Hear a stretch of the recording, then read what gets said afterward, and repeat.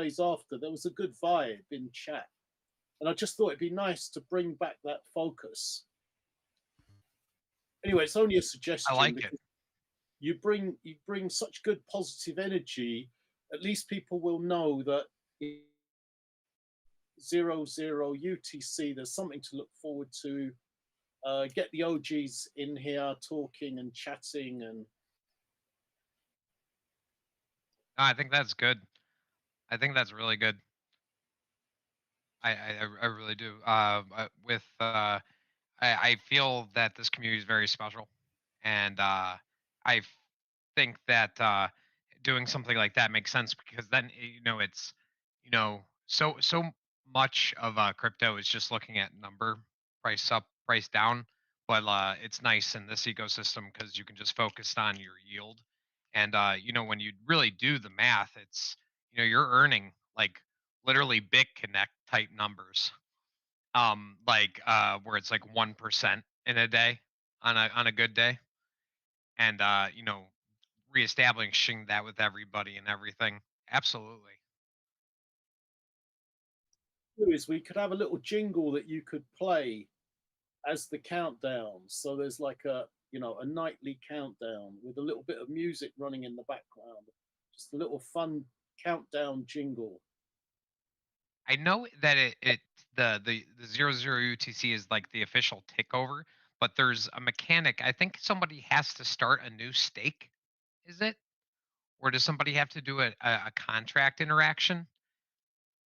You don't get the result immediately, but at least it'll be a focus. We know that within a few minutes. It's usually only a few minutes that you see the yield if you keep refreshing. Um, and so we can have the count. We can still have the countdown, and then we can have like a little applause jingle when the actual result comes in. I like it. I like it. Because I remember System State was saying like I was sick and Execution was sick and we really didn't have the chat. Died for like a week or two. I was really fucked up. So but no, I like that. Yeah, I'm here almost every single day anyway. Um, especially I'm telling you, man, moving is terrible right now. but But yeah, I'll definitely do that. Yeah, I'll go and make sure that I'm there every day, and then I think that's a good thing. Like that's really good for the community, and it kind of how do I want to explain it? It reaffirms everything for everybody. Because like number is going down, like um Hedron, Icosa, and everything, but that yield is still just so fucking good. It doesn't matter if you're main assets going down. Like fucking you're earning so much yield if you look at it and compare it to like bonds or anything like that, you're just still just fucking crushing it.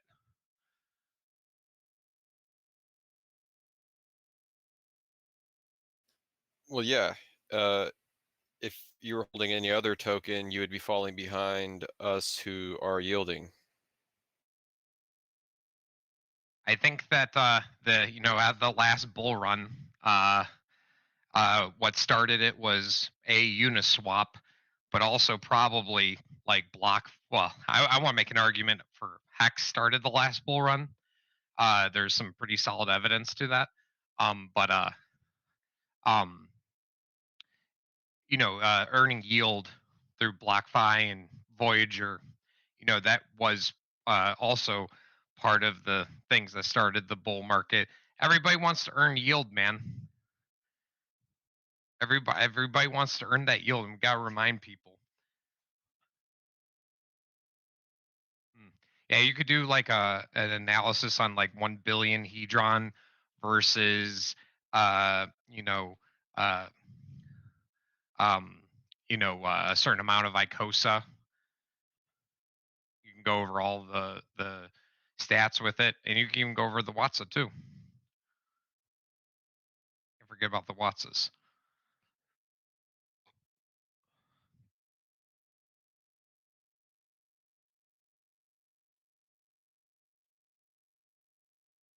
I do we have 5,000 people in the chat here, but we are still such a small community still.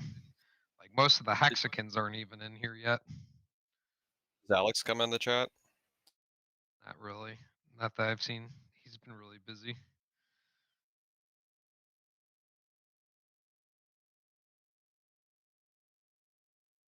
Who knew making the next world's financial monetary system would be so time consuming? I hope he's working on getting the Wattses to all generate their individual artwork. I hope that's what he's working on. I hope he delivers it for the new year. I was kind of hoping that it would be our Christmas present, but maybe he's still working on it.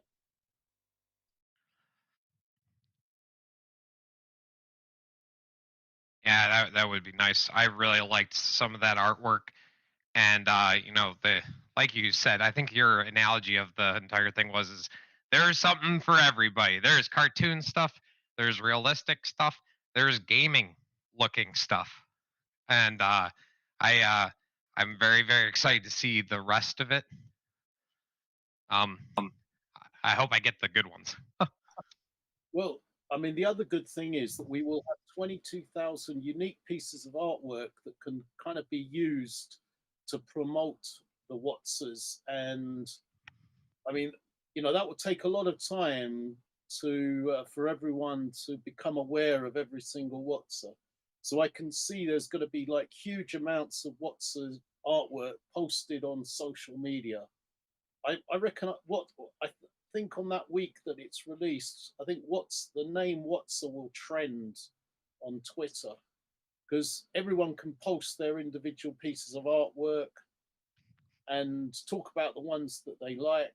I certainly will be promoting the ones I've done as an artist, and I've done over. I think I've contributed nearly 2,000. So that will take me a bit of time to upload and tag. Oh my god, 2,000? Oh my god, that's going to be even hard to remember which ones you did. At a certain point, you're going to be like, did I do that one? No, I know the ones I've done.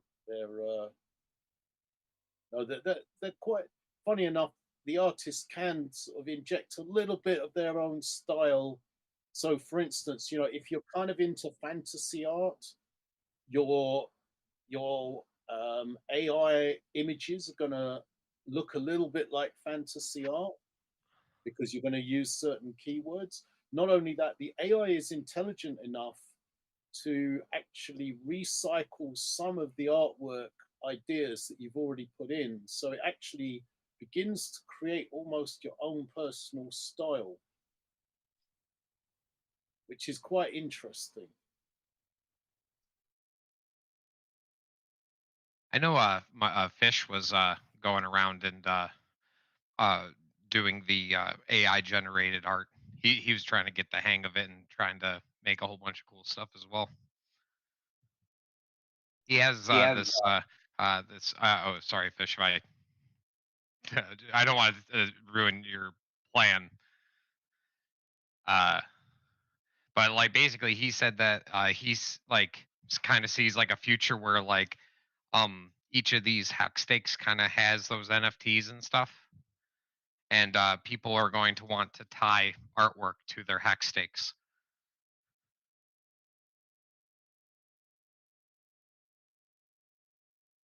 I actually see that kind of being possible. Actually, not now, but down the road. It has to be a certain amount of centralization to that because if so for instance at Hex Market you can attach a piece of artwork. The only thing is that obviously anyone else can touch whatever artwork they like. So I mean that's kind of why I like Watsons because it will be frozen in the metadata, not only the artists, the original artist, but also the piece of artwork can't be changed by someone from the outside. Whereas if you attach a piece of artwork on a third party site, if you've got two third party sites, then it doesn't really make sense because that artwork doesn't necessarily travel, with the stake. True. So you can kind of pretty it up and decorate it, but it's kind of like wallpaper that can get covered up. Whereas with WhatsApp, because as I said, it's kind of embedded in the metadata of the artist, and Alex will make he'll probably host the images himself, or give them. There's a particular function on on a NFT that you can actually upload an image and lock the actual image so that no one else can change it. So as I said, there is a slight problem with third-party sites. So it needs to kind of be centralized by the entity that's creating them in the first place. Ah, yeah. I don't know. Like, I just think that things like that are only possible because of how fucking retarded the current NFT market is. Like, I totally hear your view, and you're probably right. But does that matter? Like, when like the retarded shit that like, one of my buddies actually, his roommate bought like a $9,000 like fucking NFT with a monkey on it. It was one with the monkey on it. And it's like, that sounds way more retarded. Like, you know what I'm saying? Like, I agree with you, but like, the free market, it does what it wants, and it's like, well, it gave monkey JPEGs insane huge values, sometimes in the six figures, and there's not like a yield mechanic to it. So it's like, Monkey JPEGs.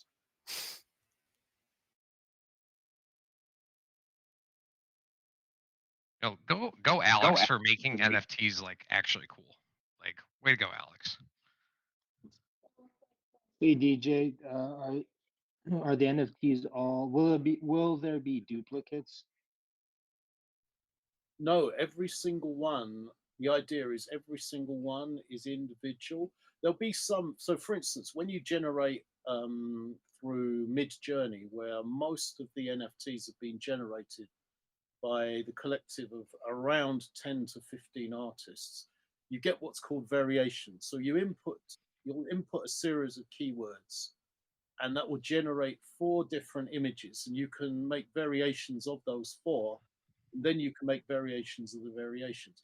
So if you kind of hit the sweet spot and you get a really, really good image, you can actually make some really, really cool variations. But the AI actually does variations that are individual and unique. So there'll never be a NFT that's exactly the same. There might be collections of NFTs within the 22,000 that are similar, but none will be identical. The only exception is if an artist has accidentally uploaded an image twice. That is possible. I don't know what Alex will do if that happens. He may not lock the metadata for a period of time just to check that everything's cool. And then, there might be, let's say, an inappropriate image got in by accident that even the artist hadn't noticed, and it might be inappropriate for whatever reason. Someone might not like it. There might be some hidden kind of symbolism in there that's offensive to certain people or a community or whatever. It would be wise, and again, I haven't talked to Alex about this, but if I did, I'd probably advise not to lock the metadata for 3 to 6 months, just to let the pictures go out there into the wild and see whether there's any kind of problems in terms of the the content. Because if you've locked metadata, that's it. You can't actually, it's like an immutable contract. So yeah, to answer your question, everyone should be totally unique, but there will be little collections that are variations within the within the body of work. But the actual body of work is so diverse. I mean, the artists are diverse and their subjects are diverse. there's going to be an incredible amount of variety.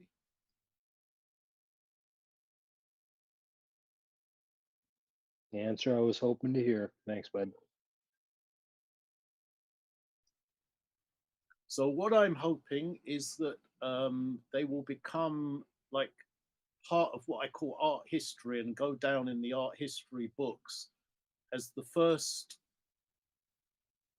collection of investment art that pays you yield while you sleep.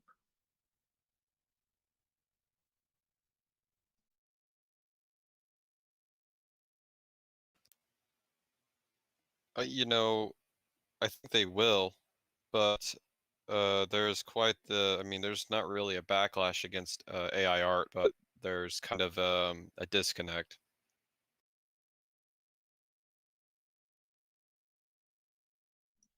I think at some point we're going to have to, as a society and world, we will embrace AI artwork. There's a really, really good channel on YouTube called Digital Futures, and it's run by this slightly maverick architect who's basically, I think he wrote a book and he was predicting that AI artwork would eventually be used by architects around the world. It's absolutely fascinating. I mean, if you can watch some of those to understand the direction that AI is going and how it's being, absorbed by the next generation of creatives, artists, architects, as a kind of inspiration point whereby the AI can actually speed up the creative process rather than actually just imitate what is already out there. And people are putting that to good use and they're using it to generate images and ideas and creative ideas. So I think we're going to see AI artwork embraced eventually by the establishment rather than rejected. And how cool would it be to also get your artwork as your NFT artwork? I think that'd be awesome. Well, I don't think it's the establishment that's rejecting the AI art. It's the opposite. It's the inverse. It kind of gives, I mean, if you look at some of the big picture agencies, where you can actually, like the advertising agencies or marketing people, they've actually put a stop. I mean, there's a couple of agencies, large agencies, that actually do not allow AI artwork to be Oh, I didn't know that. yeah, and I think you will find that there is an initial backlash against AI because, for instance, you don't need, as a art director or a marketing company, you now do not need to spend any money on employing an artist. So a lot of artists who produced artwork for book covers or for poster campaigns or for ad agencies, really they've all been superseded by the art directors can create art, for themselves. I painstakingly created a load of NFTs before I was aware of the AI artwork. It took me months and months and months to, Photoshop and craft the images. Whereas now I just go in, type a few words, and I'm just generating absolutely mind-blowing artwork that is unique and I would call it inspirational. And I have no problem. I'm a digital artist. I'm a digital 2D animator. I still make money from art. Me personally, I had anticipated that AI was going to become a thing. So I'm more of a writer. So I technically can never be replaced. But I do plan on looking into some AI art. And the way I feel about it is I think that it's good at making rough drafts, and then you're still going to need some at least digital editing skills. So it's a good time saver. I think that the next generation, I mean, what I've been doing is I've been creating variations of variations.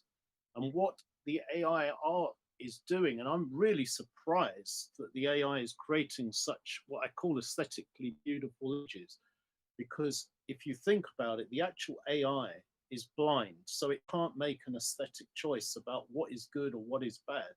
But somehow 95% of the images that it creates are aesthetically beautiful, which I find really surprising, because you'd expect it to churn out some kind of random shit that every now and again looks really bad, but it's actually really good at making these, I kind of call them aesthetic design decisions in whatever style you like. So I see the next phase of AI What's because the program? midjourney.com, and then you have to join Cool. you join Discord. You can test it out for free. So what happens is when you create variations, you could actually animate. I mean, I've done this on some Watsas. I've actually taken series of images, and then I've actually animated the individual images that it's produced. Now, imagine the power, and at the moment, it creates an image within 30 seconds to a minute of you inputting the words, and then it will make another variation. Again, it will take 30 seconds to a minute. You have to sit around. I mean, some of the Watsas that I've made, each one I might have literally spent 4 or 5 days solidly generating images and then putting them into animations. But imagine as computers get more powerful and the AI gets more powerful, you can have a little slider that actually you can explore all the different variations as an animation going forward until for however long you like. So I think that the next generation of AI, you'll literally be able to write something like a little script that you can say, okay, I want this to look like, Schultz's Peanuts cartoon, 1960 style, and it will literally create the AI artwork and give you a little filmatic animation and variations that you can choose. Wait, it does animation? No, that I'm saying that will be the next phase, because as I said, when you generate the variations, you can then animate the variations that it creates. So imagine a slider that allows you to look at what the AI is generating in a much faster time frame than it's able to create now, so that it actually generates an animation of all the variations that it could produce. And there are infinite variations if you keep exploring the variations. And I think, but at the moment, the computer power, because there are so many people trying to generate the images, you're kind of in a queue. And even if you opt for the fast, you have to pay $50, and then you can actually you have what's called fast time, where you're not waiting around. But eventually the AI will become so powerful that you can generate as many variations as you like in real time and watch those variations as different animations. So I think for an animation artist, you will find it absolutely fascinating, the variations that you can create. Absolutely. Very interested in that. Because animation difficulty is all like spending too much time. And I'm looking at some of these arts of these. These do have like you said, these are a little bit emotionally compelling. But yeah, there's kind of this thing with art that no one really cares about their drawings or how good they look. It's really about whether they like the art and the artist. So I actually don't feel a threat here, but I do feel like new artists or beginners are going to feel the threat very much.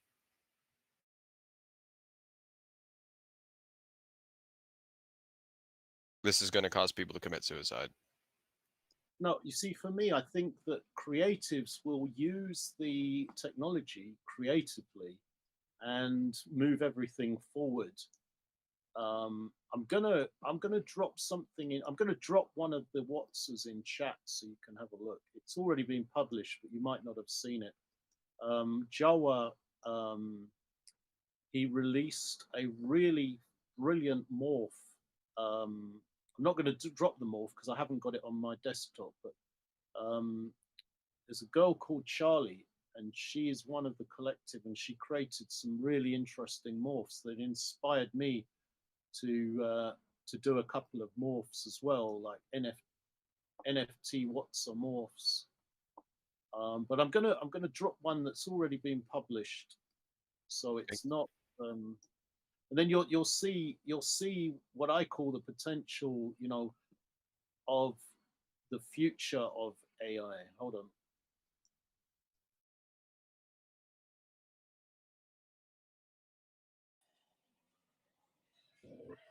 Hey guys, how's it going?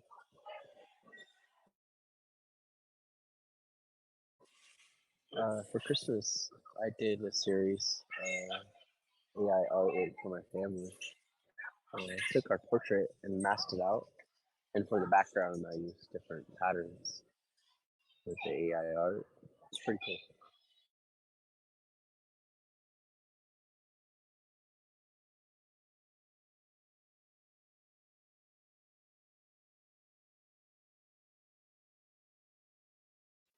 In doing art, there's your digital artist, you'd looking for shortcut keys, and then you want more shortcuts. And then when you hear about stuff like this is more shortcuts. So art is actually, to a person like me, about shortcuts.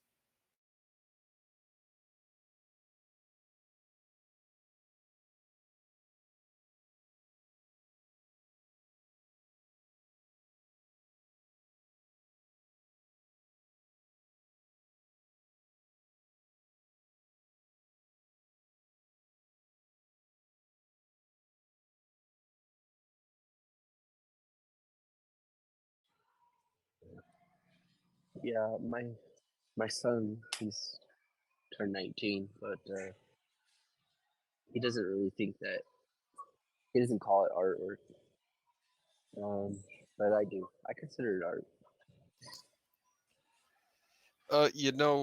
That's really debatable. Of course, anything could be considered this or not. When I was younger, I never really appreciated it when people put a banana on the wall and framed it, even though I just went, cool, it's art.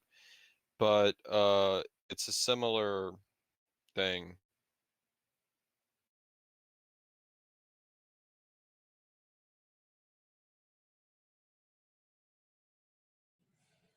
I'm curious how much of it is like kind of plagiarizing. I think that's his point. Is that it's kind of stealing from other artists.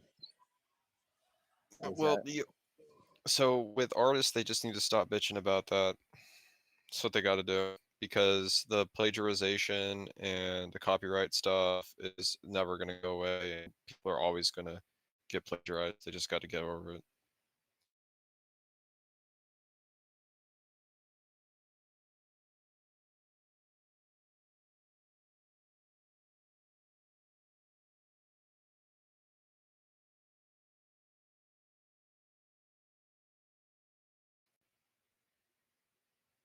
And like I said, it's a lot of it's like you're a fan of the person.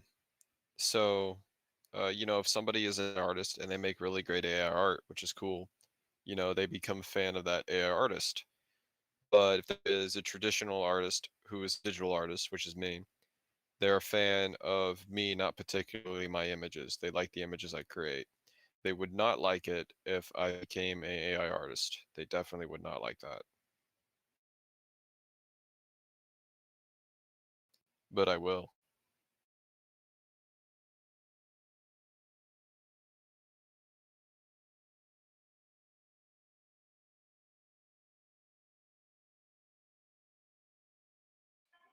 It's definitely a skill set to, I think, making better images. Like it could get better as you have more Well, experience with it. the thing is like, so when I go to do like a drawing, and I want to create a background. It's called a backdrop or whatever. I'll take a tree, I'll Photoshop a tree in, and then I'll reduce the tree to its simplest form, and I'll draw over the tree. It's almost like tracing. And with AI, so really, what you got to think of it like the first thing that gets replaced is actually the most annoying step. It's the rough draft. A lot of people tell me I want this done now or this then. I spend more time drawing the rough draft than I do making it look good. If the AI art were to make the rough draft, then I would take the rough draft and then I would just make it look good. I'd be like 8 times faster. I have experience with that. I would agree. Like the first draft is always like this. You're creating the video. First draft is always longer, and then any iteration afterwards is much quicker.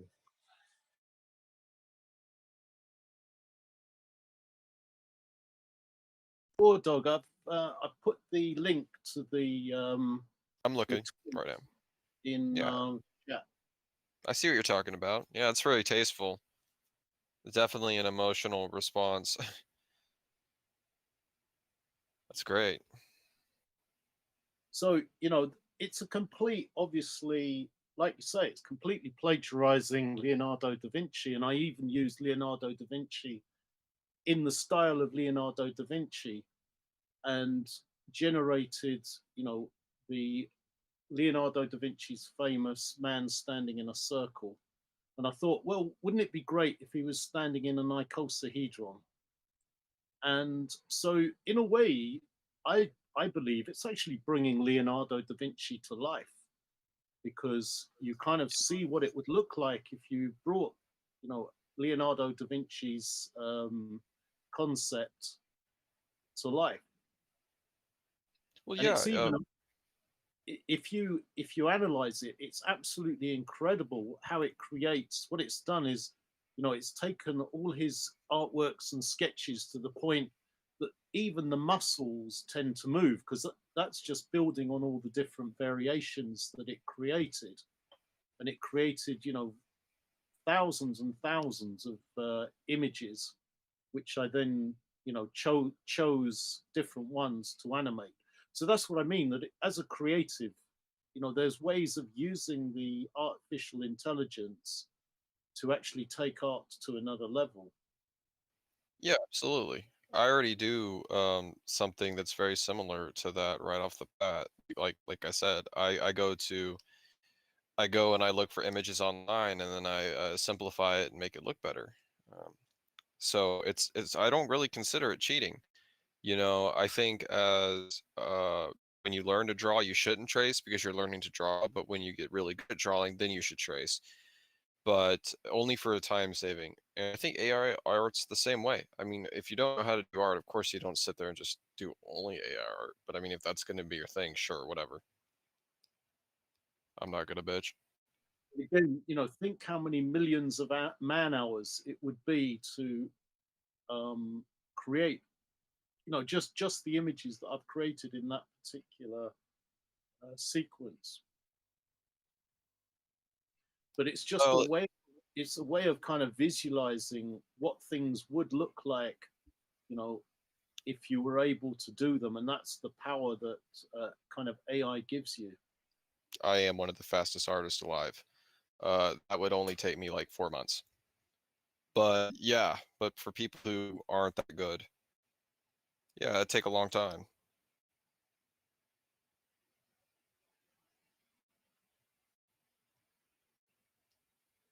There are very few artists that have reached my level of speed, and I know all 14 of them.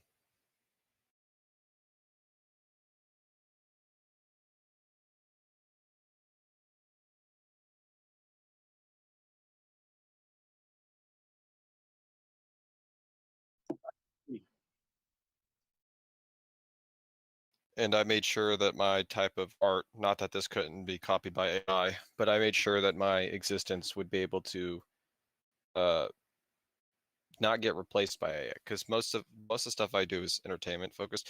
But I can't wait. I mean, if they're gonna start doing animation, I'm pumped, man. Bring it on. AI animation, let's go.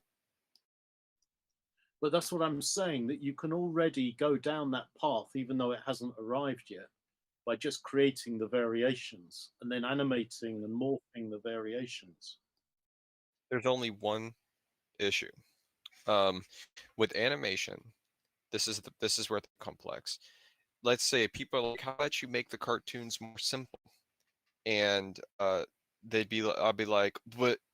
Setting it up is the issue. So like if I had a 5-minute animation, and even if I were to take AI and create every frame with AI and set it up to tell the story, it still take you a long ass time. Like, I mean, a really long time. Still take you a few months.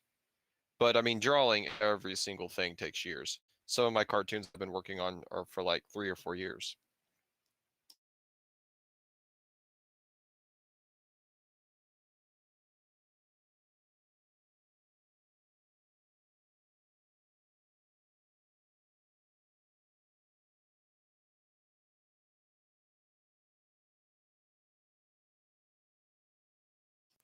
I do the job of 40 men.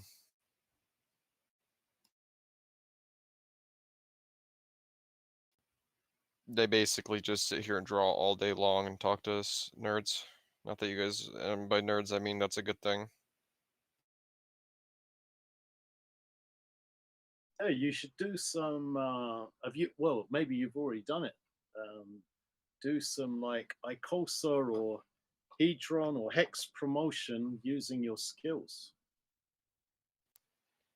You know, I haven't. Mainly because, you know, it's really weird. I'll tell you this right now. In the art community, a lot of people do not get paid, but they have yet to realize that the crypto community is one of the best communities ever when it comes to like art, because you know NFTs. Well, if you think about all the really good music that's been produced by the Hexicans, I mean, there's enough for a really cool album. I think that someone should actually release like a limited edition vinyl only version of all the best music that's been put out by the Hexicans.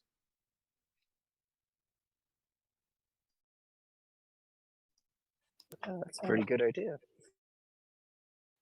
You know, YouTube is trying to stop AI voices.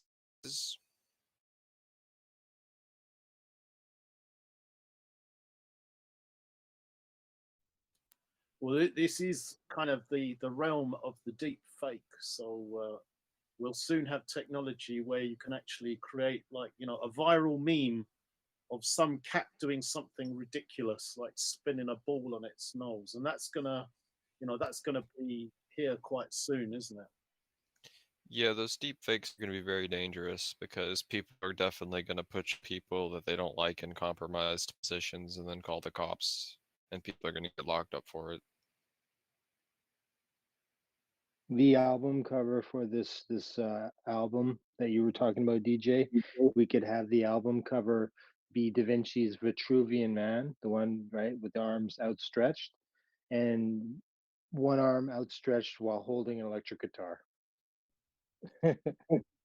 Well, I was kind of thinking of the guys who have, you know, done like hip hop and rap stuff. So he's got to have a microphone as well. Also, the circle in the Vitruvian Man is the Icosa symbol. That'd be perfect. Yeah. Did you see the post I just posted in chat? No, I never. I'll look. No, I never seen. Well, it's Leonardo da Vinci's Vitruvian Man actually brought to life. Yeah, and it's going to be a What's a NFT. Coming to a What's a soon.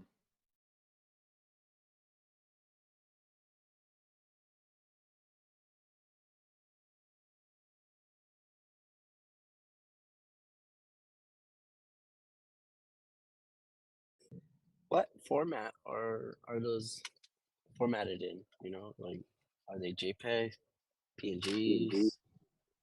Yeah, so most of them are going to be PNGs, some will be JPEGs, and I've contributed a few animated GIFs, so they're compatible with OpenSea.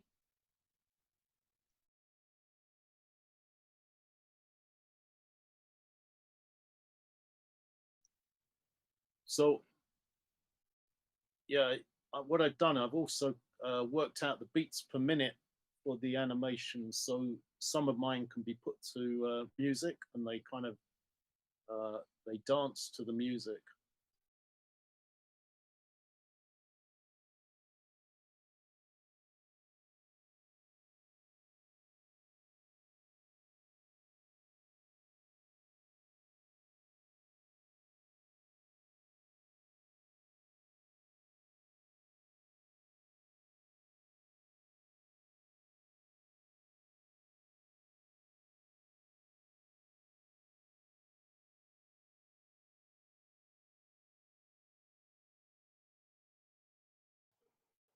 Yeah, I certainly see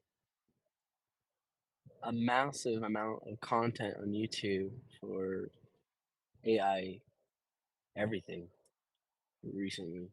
Um, Coding, just it's amazing. It's like exploded. Yeah, even that.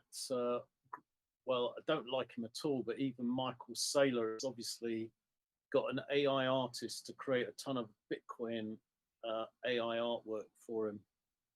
He's been posting them regularly for the last 2 or 3 weeks.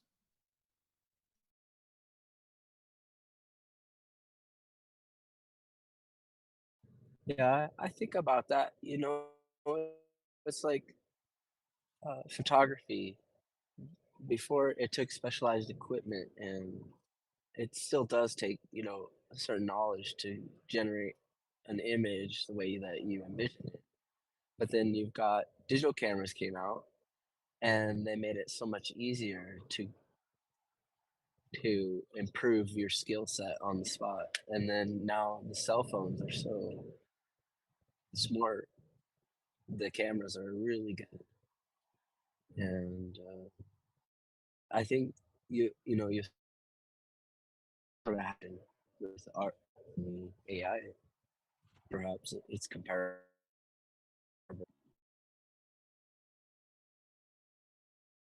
People still pay for a good photographer.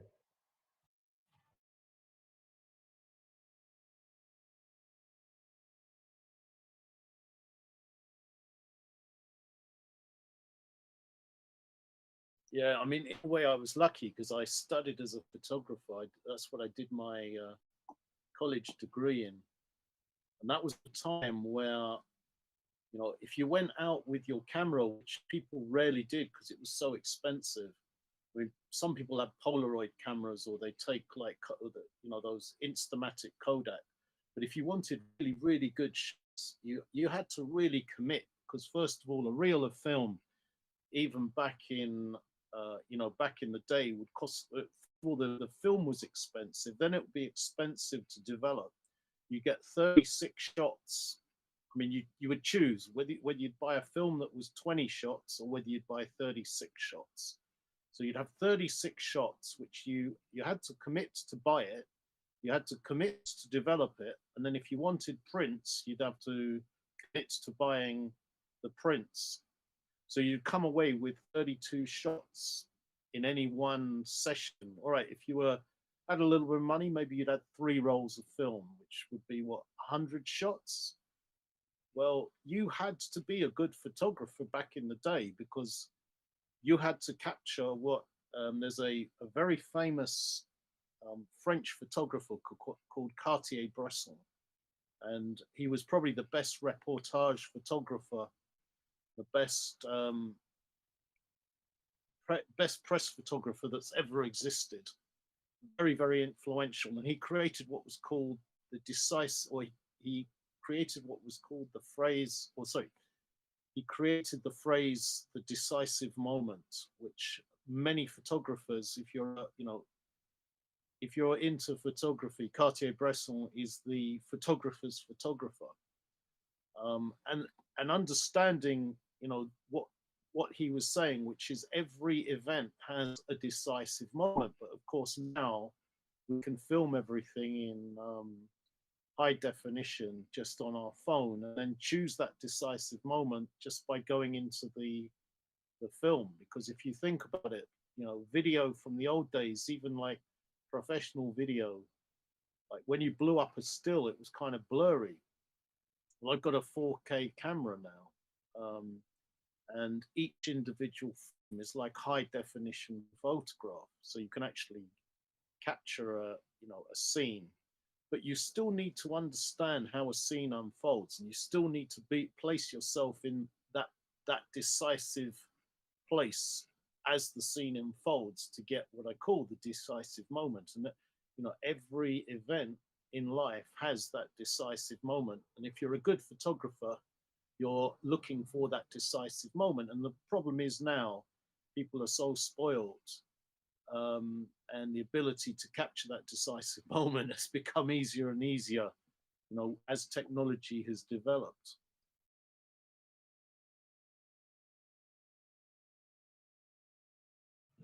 Yeah, my coworkers, when I introduced them to AI art a month ago, and we're graphic designers, and I know it scared one of my coworkers. He's like, "This is scary stuff." Was felt threatened by it, But I don't see it that way. I mean, yeah, everything is moving that direction. I mean, I know from my position, what I do for work, right now, yeah, that it's gotten easier and easier for less skilled co-workers to produce quality work in the last, less than 5 years. And it is kind of taking away my job from me. And and I think we just have to adapt to it. I learned more specialized skills uh, and that's how I adapt to make myself relevant.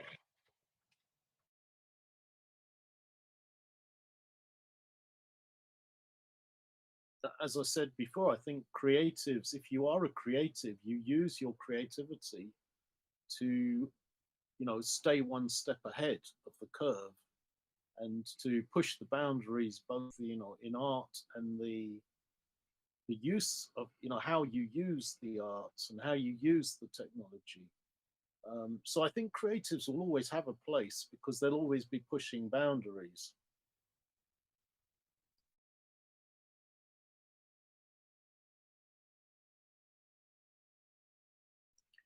If you're just good at art or painting, then you're sort of imitating. You're imitating nature. You're imitating whatever you paint. Yes, you can create your own individual style. You get known for that style. Good luck to you. I mean, that's part of the creativity, is developing your own style and becoming known for that style. So I think that artists and creatives, if they're good artists and creatives, they'll always stay one step ahead of the curve.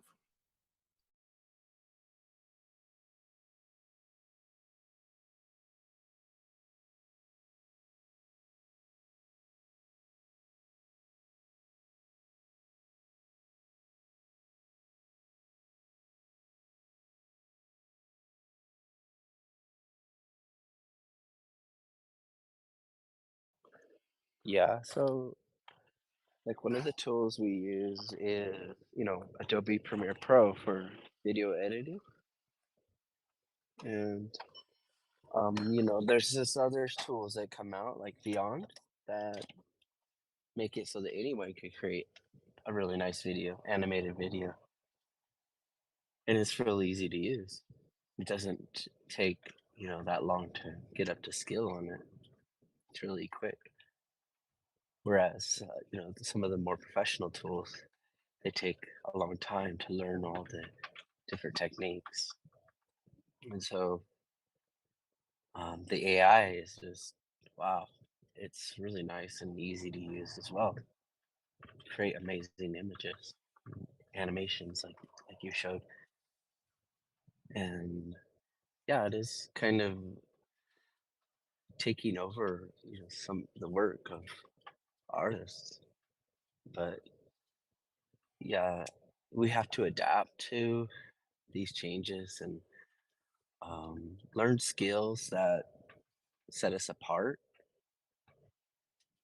But it is getting harder to. I'm looking and I'm doing blockchain development, so that's one thing I'm adapting my career is because I'm a programmer as well, and so I'm learning, new technologies to adapt to change my career.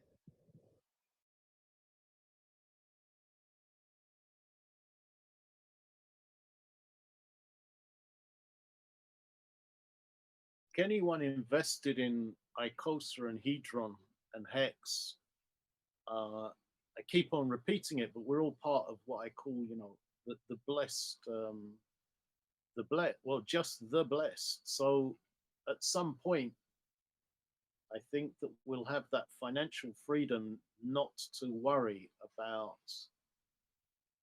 whether we're going to be employed, but we'll actually be able to do whatever we want to do. So, bringing that creativity to the community is probably going to be the most valuable thing in my opinion, and what I want to do, which is bring creativity back into the community. So we're not only sort of recycling the our investments, but we're actually bringing something of a unique spark to the community as well. So what I'm saying is that That we'll have the freedom to be able to do that, because the most valuable thing is time, and if you've got more time, then you can use that time to be creative.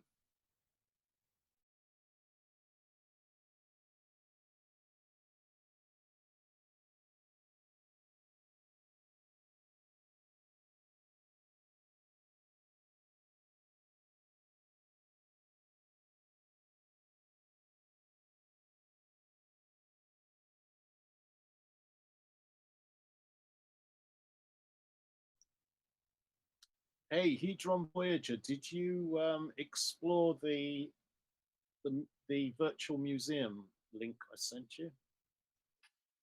Yeah, I did. I've only looked at it on my phone, to be honest. Not on the PC. I still think it's something I'd like to move forward with doing doing some things for the Watsons.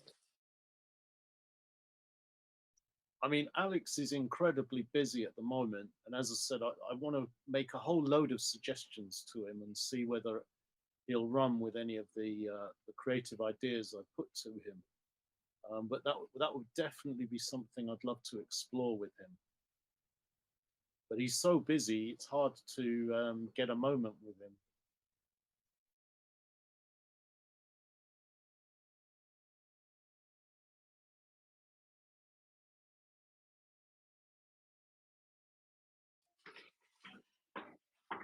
I got my son this.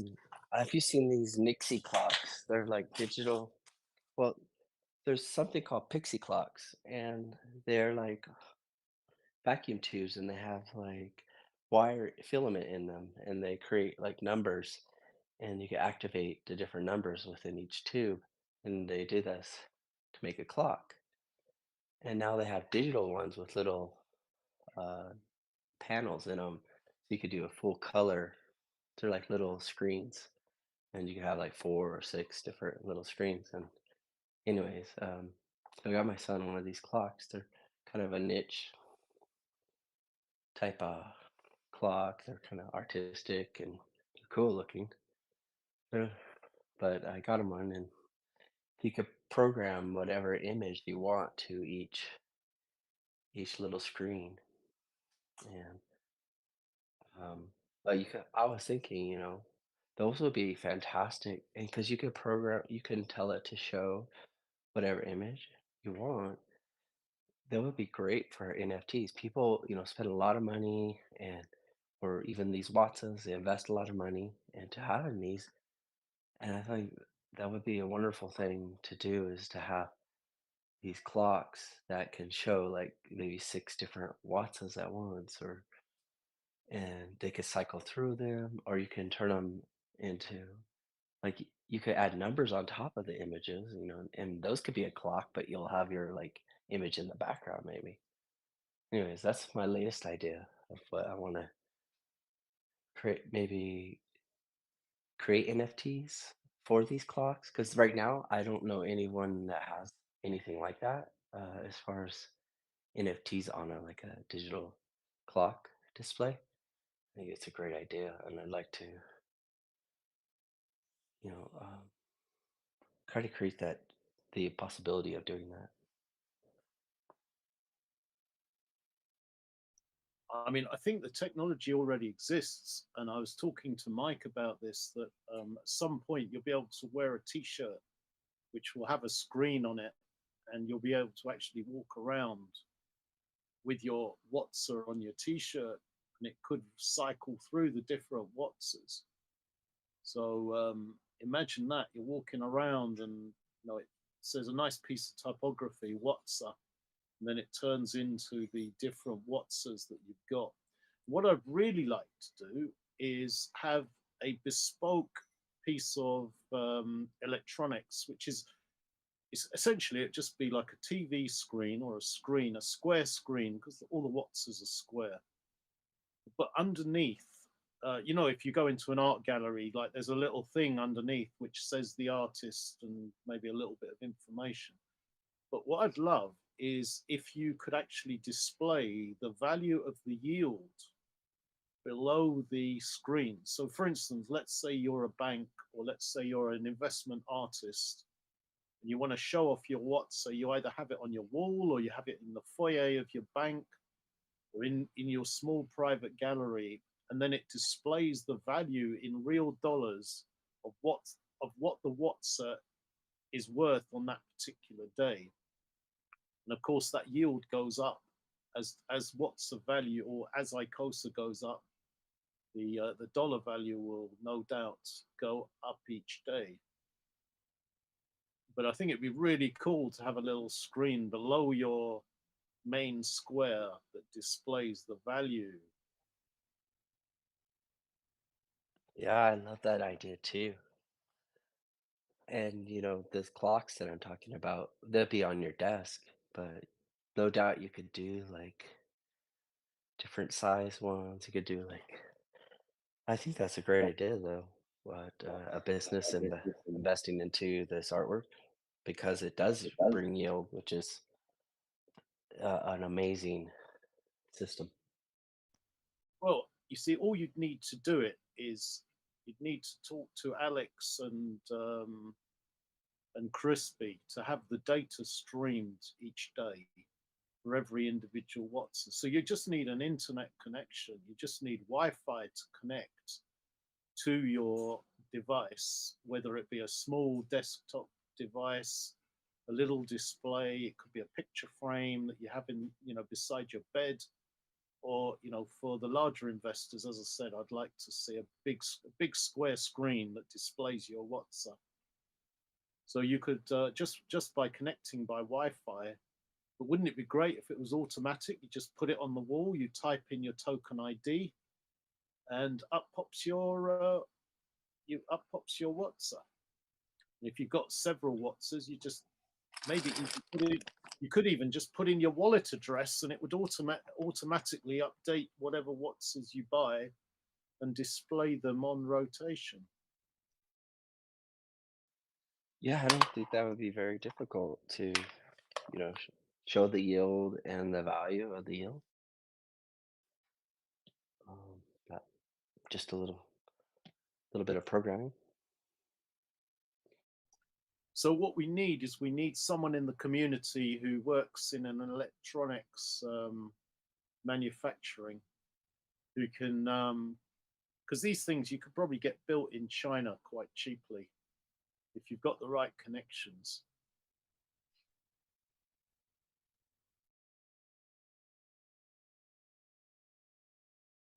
or better still, get a homegrown electronics company to build it in the States.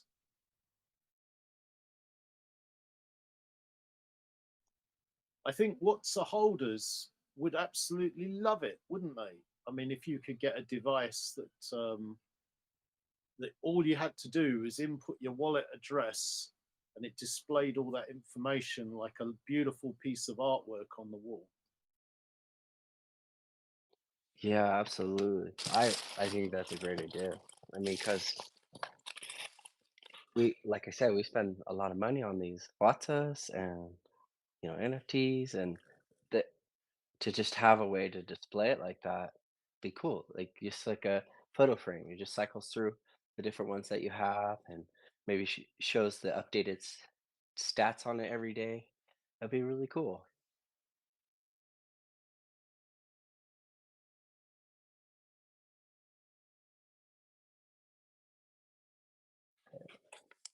And beneficial. You wouldn't have to go look up all that information. It would just be right there whenever you wanted to look at it. I was talking to you, DJ, oh, a couple weeks ago that there's this. I think he was like a advertising lead at one of the luxury car companies, and they recently are going to release like a virtual museum of like Bruce Wayne's mansion. And I think I don't know if you go there in person, like it's a physical building, but then you wear like 3D goggles and you explore. I'm not sure, but um, it's gonna be. It looks like they put a lot of work into this experience, and that they'll be selling everything that you see in Bruce Wayne's mansion. You could like look through his closet and see his wardrobes, and you could purchase that stuff. Go through his garage, go into the Bat Cave, and explore this whole virtual realm. But I can see, sort of maybe it's what the metaverse is gonna be, kind of like. But I see definitely like Wattas and the Hex community could do. We could do something really amazing.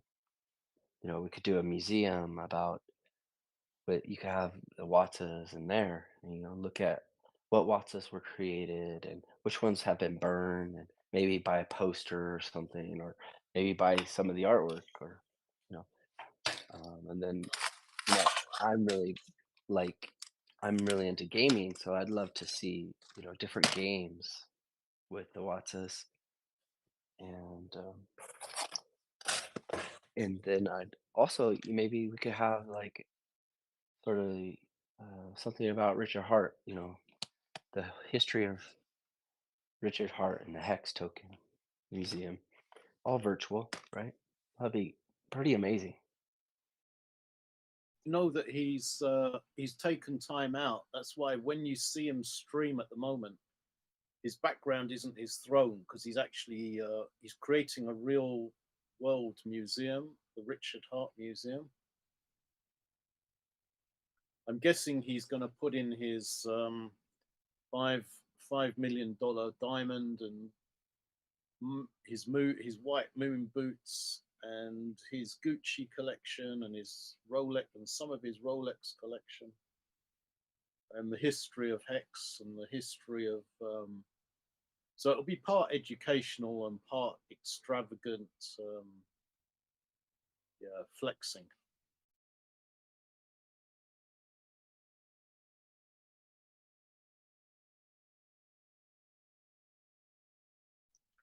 Certainly going to be an interesting year.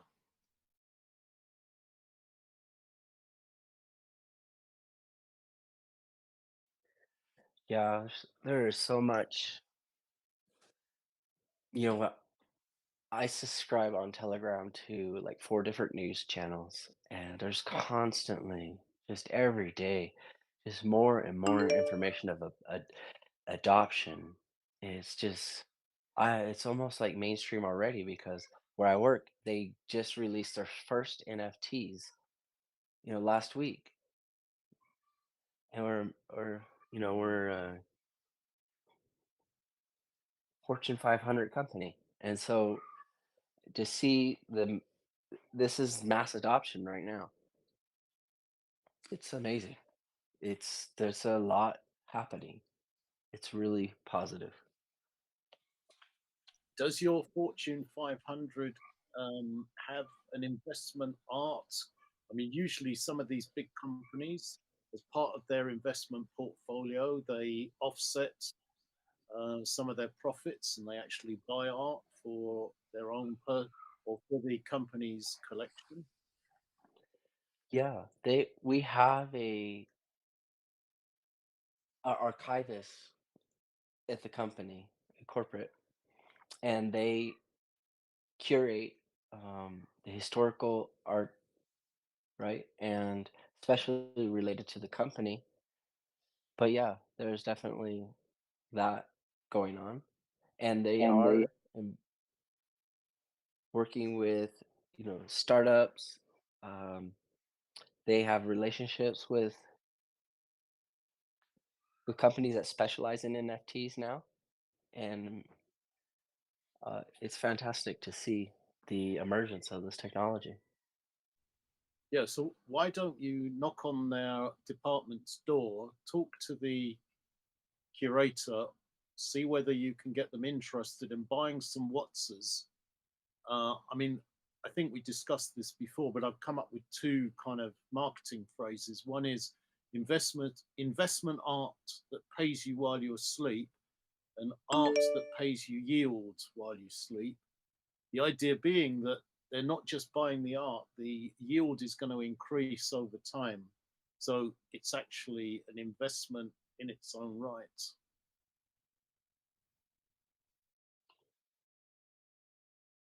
And then they can use that as publicity to say that they've actually invested in Wattses as the new generation of investment art and NFTs, because we are groundbreaking and we are creating a little bit of history here, and maybe they can even use that as publicity to say that they're actually, like there are big companies at the moment, and they're all buying what they're all trying to get in on crypto punks and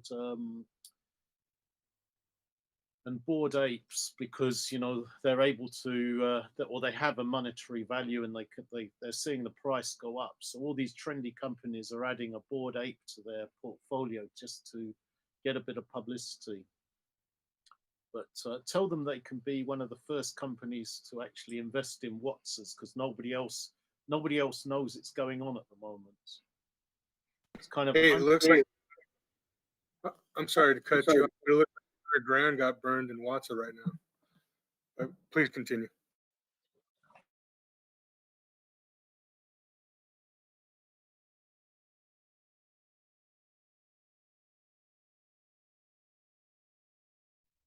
No, we love news of Wattses getting burned. It's all good.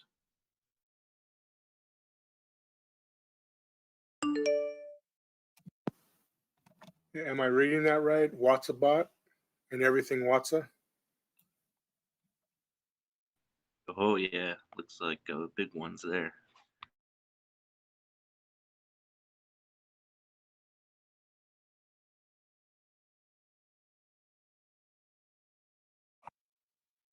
Did a big one just get burned? Oh, 80 billion billion. points, 40 billion points. Whoa. Oh, and 40 billion? Yeah. Massive.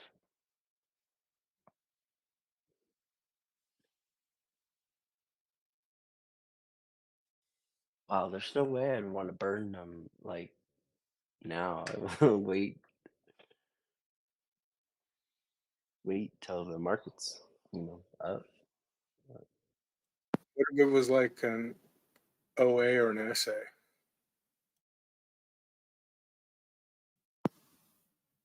Yeah, I thought that would have moved the needle a little bit, but it didn't look like my percentage gained at all. Yeah, Mine rarely seems to move sometimes. Still, that's a big burn there. That's nice. That is a chunk. Maybe today at the turnover of the day, maybe it'll calculate. Yeah, maybe.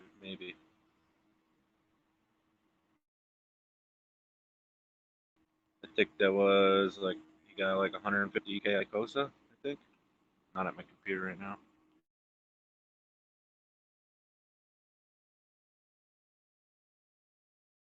What was that?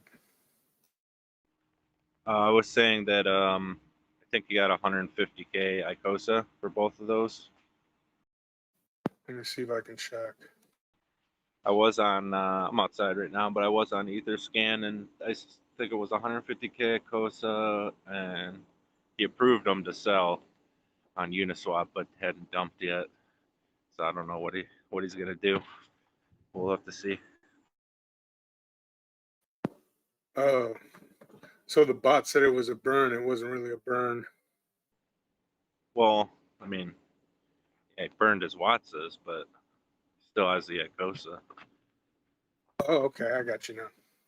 So 150. So the guy put in 120 grand and got back what, 60, 70, 75? Wow. So if he does dump, I mean, that'll move the price down. People, something to buy into. Absolutely. That's a big chunk, man. That is a big chunk. Yeah, for sure. 120 grand ain't nothing to sneeze at, for sure. I always wonder though, like what's going through people's heads when they do it. Maybe they just really needed that money right now, or what? Well, depending on what percentage of the Watson pool that gave him, he may be able to take that Icosa and, double or triple it in a short order. But I mean, this pool is, wow. Why would you ever want to exit, like you said?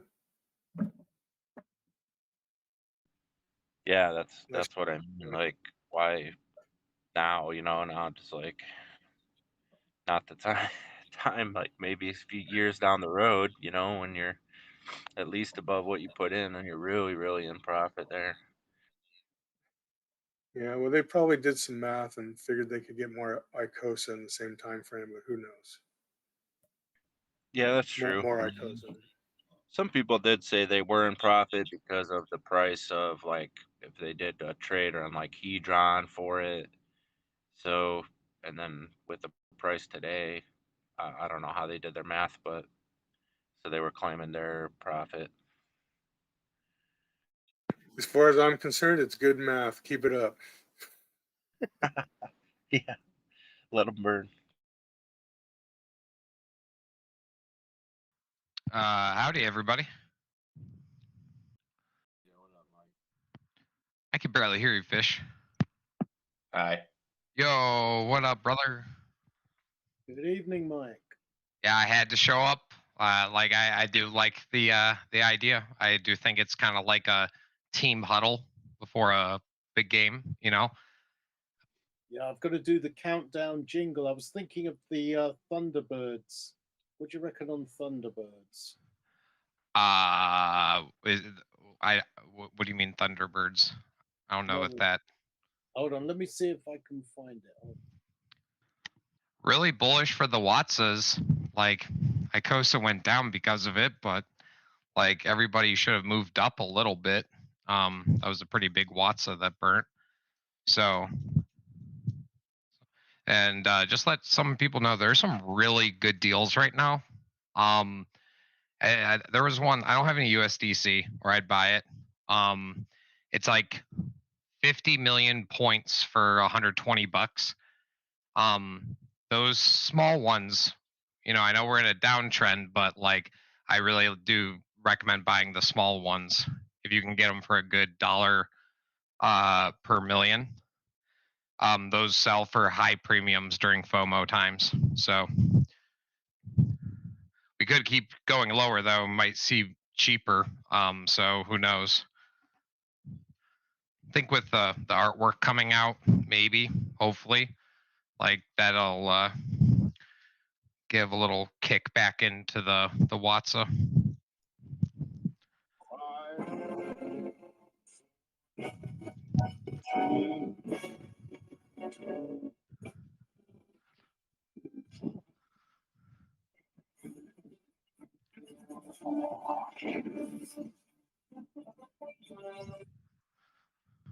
Yeah. What about Watsa's our go? Oh, no, Icosa is go. Wait, what was that? Did you hear it, Mike? Yeah, yeah. I was thinking something more like "Let the bodies hit the floor." I don't know. I don't know if you know that song. Never mind. You might not even different generations.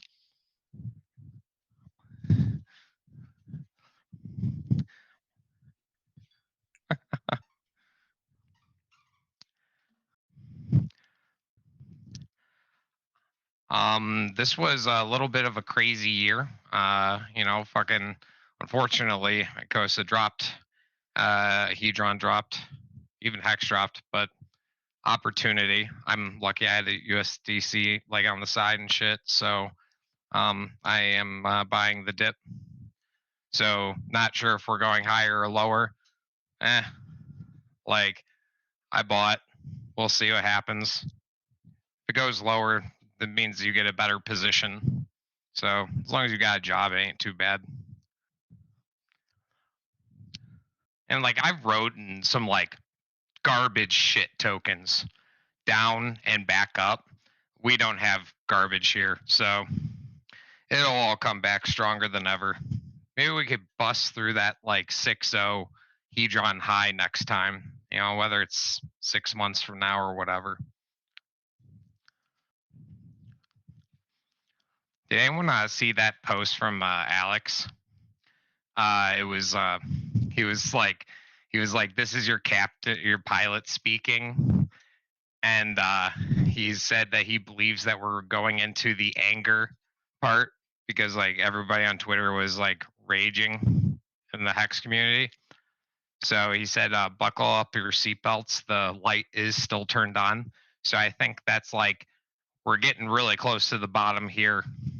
That could have been the bottom, but we don't know. We're having the seatbelt light on just to because you don't know, kind of thing.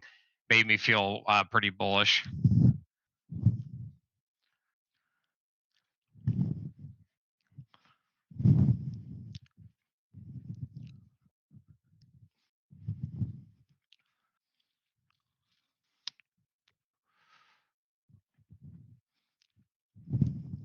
Dude, I can't wait for Alex to start streaming, dude. Like, I think he's going to just win people's hearts. Now we have like Maxim too. Oh man, Hex is so much better. It's so much better now, guys. I remember like looking like at like some of our YouTube content's good, but like it doesn't ever pop off, and it can be kind of a snooze fest. After you understand shares, you can only listen to Kareem so many times. But like we have such better like content creators now. Fucking like it's just so much better. So Mike, Hell, even oh, sorry. No, Mike, when are you going to start streaming and doing your own YouTube channel with guests? People always ask me that. I don't know. I kind of like just doing the Telegram thing. I don't know about being a necessarily like a YouTube public figure. It's a lot of attention, and I will attract haters. And like I know you shouldn't let the haters stop you, but like people are psychotic. So you say something, and Telegram's a little different than posting on YouTube, and then people want to chase you down. And I don't think I could withdraw my feelings for bot minting coin, and you know, that dude's a Democrat, dude. Those are powerful people. You don't want to fuck with them.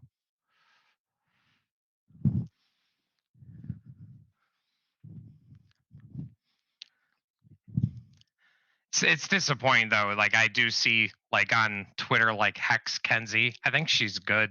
Like I don't think she's a bad person, but she like fucking like goes around and tells people to mint Zen. Like I fucking hate that.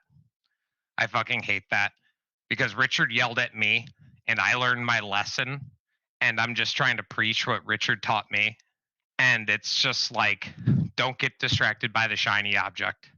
You know how many fucking like stupid ass things like pop up and it just blows up for just a little bit. Like it always happens in crypto. Do you remember a long time ago, Richard was talking about certain coins and projects not getting onto Pulse Chain? I'm down for it. I think some people would have a problem, and but like I view Zen more of a virus than a cryptocurrency. Well, I was actually thinking, wouldn't it be hilarious if Gunther woke up on the morning of the Pulse Chain launch to find out not only did he have no Pulse Doge and he didn't have any Pulse Bitcoin, but he also didn't have any Hex, and that Richard had written it out of the code. He wouldn't do that, but maybe not include Pulse Doge. You know, bad actors or things that could be considered scams. Like I know it. You know, I don't want to call everybody else a scam. It's not fair. But God, is that the most retarded fucking thing I've ever seen? Oh, and Hex Kenzie is shilling that too. And I'm like, dude, you're shilling the dude who is dumping on people while telling them that it's going to $40.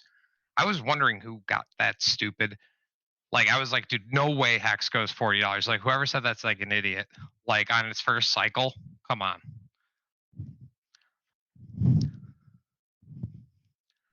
Did you hear the conversation I was having for my reason for hating Pulse Doge and Pulse Bitcoin? No, I would love to hear it. So first thing I found the founder to be really, really creepy when he first came on, because first of all he just stole another project. So the guy who started Pulse Doge on BNB, first of all, it was a really good project. He's very creative. It had an injection of humor in it, and his intention was to bring over the BNB community and to get them interested in Pulse Chain, which was a brilliant idea. So there was no vampire attack on the Hexagon community, and he wasn't taking any energy or economic energy away from our community. And then the Pulse Doge guy came on, and he said, "Oh well, you know, I'm taking the domain because the other guy was stupid enough not to register it, and I'm going to launch Pulse Doge, and I've registered it." Now, the first thing is, you know, Dogecoin is already a clone, but at least the guy had done something creative with it and made it into a fun thing. And he had a reason to do it because, you know, the cartoon was of Richard as a dog, which, you know, there was a nice little bit of humor there, and the creative and the illustrations, you know, they really brought a bit of extra dimension to our community. So not only did he nick the idea of Doge, but he nicked it from one of our own community who was trying his best to actually, you know, bring other people into the community. So that was the first thing I found really, really creepy. The second thing was it was really condescending and rude to anyone who either criticized him or pulled him up on the fact that he was stealing the idea. And also, I'm totally against anyone doing anything that's not a creative, original idea and doesn't bring extra value. So all he did was just nick someone else's brand. And the point that I made was, look, you wouldn't do Pulse Coca-Cola, you wouldn't do Pulse Pepsi. You can't mess around with someone else's brand. It's just not, first of all, it's not done in the real world. And secondly, if you have to use someone else's brand to give you that initial pump and publicity, your idea is probably crap. So yeah, just the fact that he's kind of really taken the limelight away from somebody else who was doing good in the community, and then, you know, had the worst person possible to be an ambassador, which was Gunther, who basically shat on everyone. Now, I don't disagree with someone, you know, selling when they want to, but to lie to the community and then to use your notoriety to take advantage of people in the community, and then take economic energy and then badmouth Richard, I just think it's absolutely appalling. So all the backlash that he's got, you know, basically fuck him, and he should be deleted as far as I'm concerned. He should get a smack in the face from Richard, and I would like to see it happen because I find his arrogance appalling. And I find Pepe's arrogance appalling, the way that he hypes up the coin as that if you're not in it, you know, this is the only thing that is good within the community, and it's the be all and end all to your riches. It's just such a condescending way to talk to the community. But anyway, look, they're doing okay and they're riding high. But I just I'm just appalled by the three of them. You know, they stink to me, and I just I'm not a fan. I'm personally against what they're doing. I think it is I- damaging. It's damaging and divisive.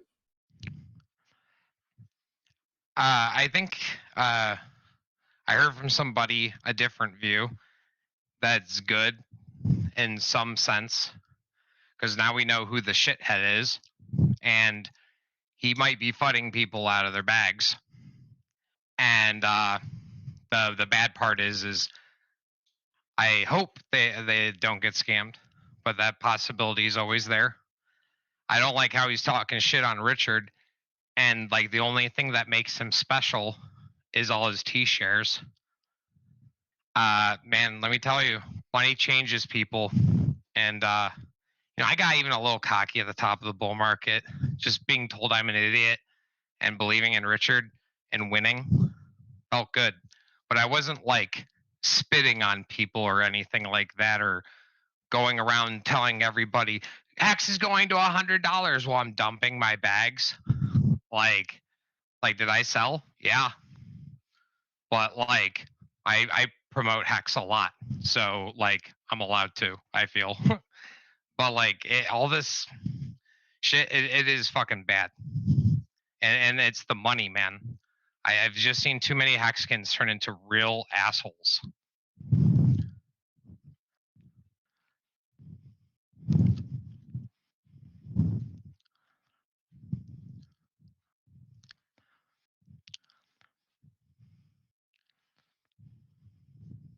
Sorry, I was on one. I didn't let you do the countdown.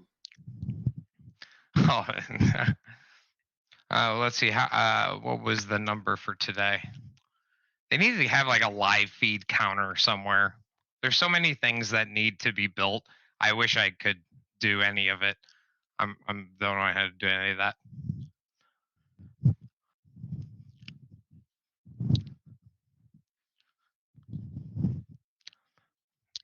Get my computer out and go see what we got for percentage. I just started a stake today, so then I'll know what kind of percentage yield it was.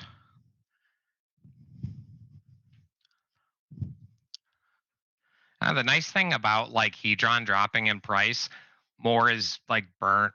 So like at least that's nice. Just takes us a little bit closer to that parity ceiling. Oh, it didn't tick over just yet. You buy the Icosa dump? Yeah. I actually like was just like sitting around, and then I looked. I was like, "Oh my god, what the fuck happened to the price of Icosa?" I was like, I gotta go buy some. I'm waiting for a bigger dip on Hedron. I think that we take off a 0. I don't know, maybe not. I don't know. Monster Watson burns today, Mike. Yeah, that's bullish for Watson holders. I think that like the after next the February 11th burn, like everyone's gonna notice how good the Wattses are, and artwork coming out. I'm pretty excited about it. We'll see if we'll see if we all get something good. If you get a Jaw one, you should burn it because he said it would make him feel bad. What's the interaction that ticks over the yield? Is it somebody has to like do a transaction, or is it that somebody has to start a stake? I've had it take like 10 minutes before. Like it's calculated and everything, but like the blockchain just doesn't update until a certain action happens. I think it's any interaction with the blockchain. Or with the Icosa contract. Yeah, right. Did you notice that I didn't see any increase in my total ownership percentage of Watsa for today? Mine didn't go up either. I know it takes quite a bit of points being burnt for you to start noticing a percentage difference. Would that There not show is tomorrow though, Mike? Would that not just show tomorrow? what tomorrow?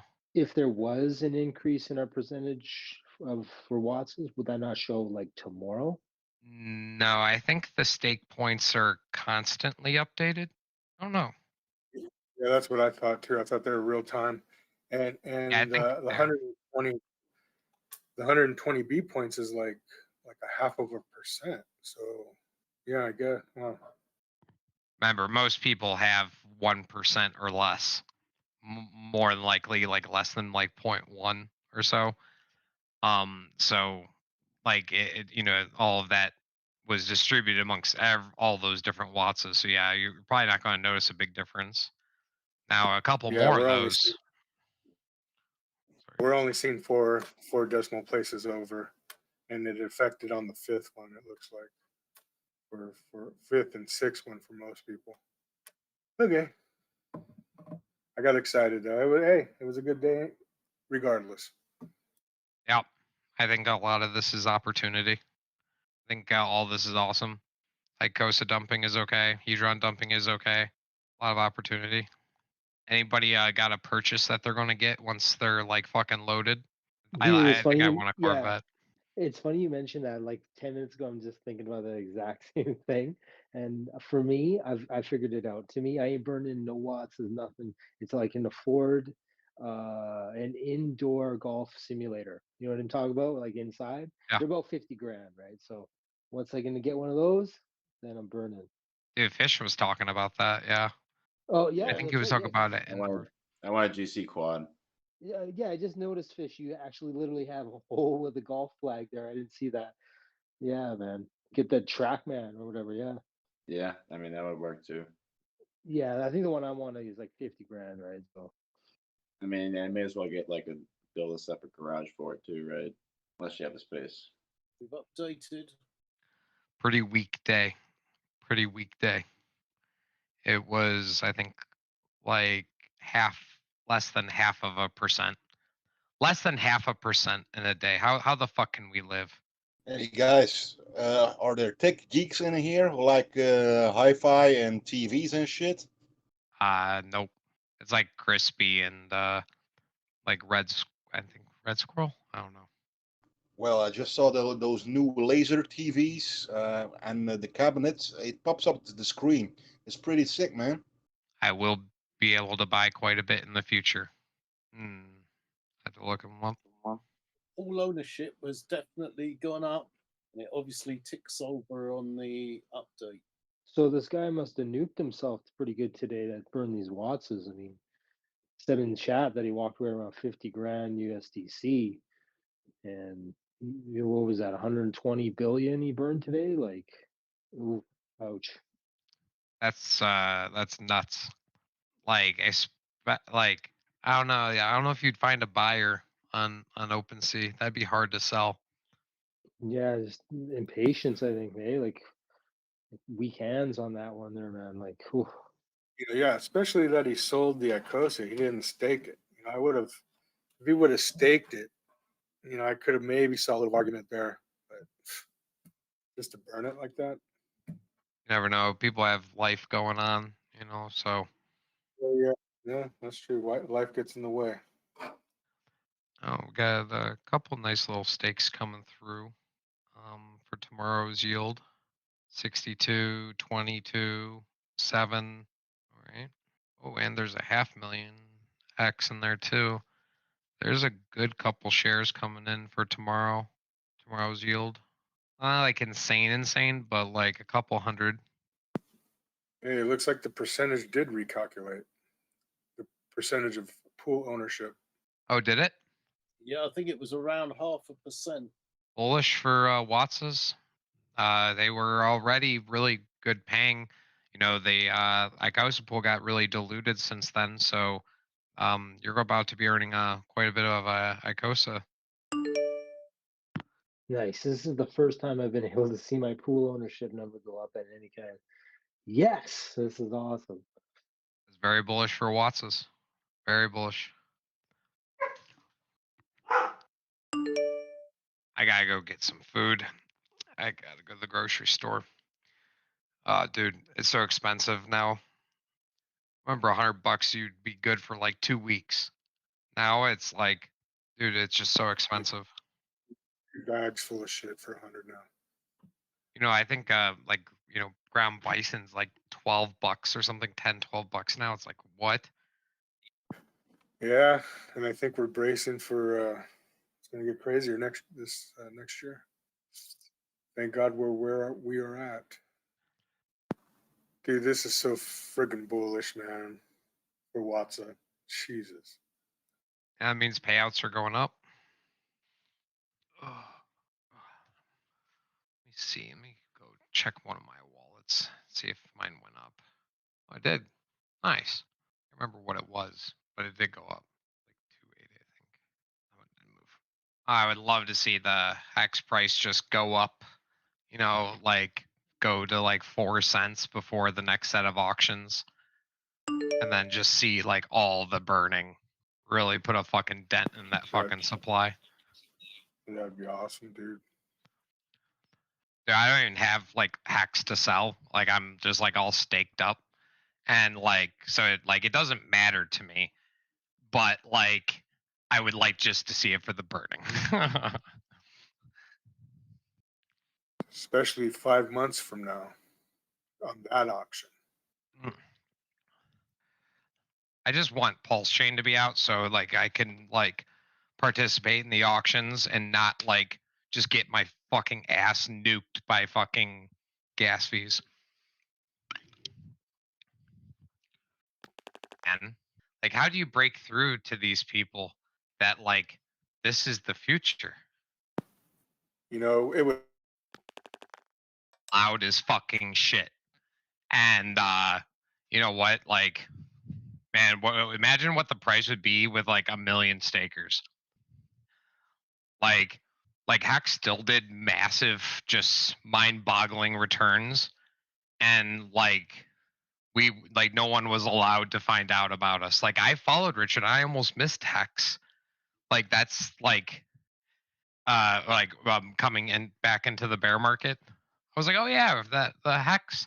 I was like, I remember wanting that. I was like, fuck, I never did get any. How did it do? And I was like, oh, it went up 500x.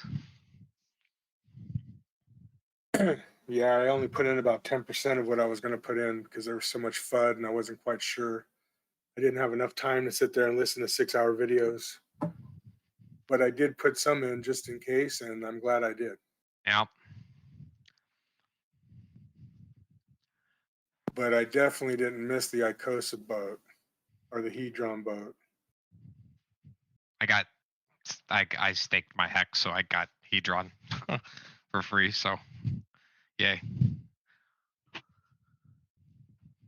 I swapped out of some shit coins that I held for 5 years, and at what was it, 6 zeros and a 1? Yeah, I'm not holding anything else. Like I don't even want ETH. Like, you know, I just keep some because I always am doing like shit, but like nothing like it like it's this ecosystem here. That's where I put my money. Everything else is just so fucking bad. I know, and people flock to it. So it must be by design, right? You know, you hear Richard There's Hart for the first license. time, you're like, "What? Coinbase is trying to like steal my money?" No, they're not. And then you stay here long enough, you're like, "Oh yeah, they trying to steal my money." Oh yeah, back in the days, I'm sure they still do it. I haven't been on there in years, but you know, when it's the most opportune time to sell your coin, they're under maintenance. Dude, you know, it's these actions that they do that's just going to make DeFi more prominent. Yeah, so my Icosa pool and Hedron pool is going down. More Icosas goes down, but my Watts is going up. So hey, I'm perfectly fine with that. God, I'm so bullish on this ecosystem. Just like, oh, dude, I forgot. I even like end staked one of my layer 1 coins that I kind of like, and I was like, oh, dude, I could get another $100 and I can go buy some more shit here. Like that's what I'm doing. Like, and I think like kind of like what Alex says, like kind of is true is like most things like through the bull run do pretty well, you know. But like I think that this ecosystem has those higher X's. Well, it definitely will. It seems like the derivatives of these things do better. And they run up faster and they drop faster.